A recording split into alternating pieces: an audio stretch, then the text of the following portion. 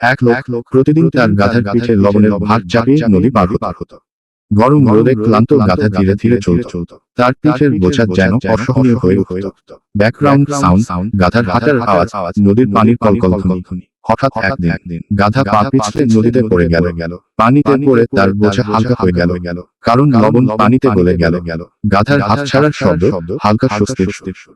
গাধা খুশি হয়ে মনে মনে ভাবল, এটা তো দারুণ কৌশল। প্রতিদিন যদি এমন করি তাহলে আর ভারী বোঝা বইতে হবে না।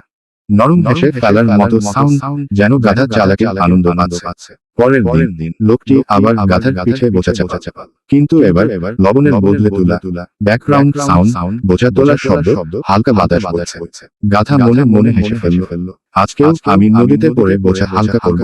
হাসির হালকা প্রতিধ্বনি, গাধার আত্মবিশ্বাসী ভাব। সে ইচ্ছা করে নদীতে লাফ দিল, কিন্তু অত্যাশ্চর্য মিউজিক পরিবর্তন, থ্রিলিং সাউন্ড, পানির ঝাপটানি শব্দ। তুলা পানিতে ভিজে ভারী হয়ে গেল।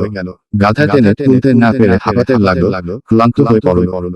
গাধার কষ্টের আওয়াজ হাসফাস করা। এবার সে বুঝল, বুদ্ধি বেশি খাটালে বিপদ বেশি। শেষের দিন মিউজিকের সাথে শিক্ষামূলক টোন, যেন দর্শক ভাবতে থাকে। ধীরে ধীরে মিউজিক ফেড আউট হয়।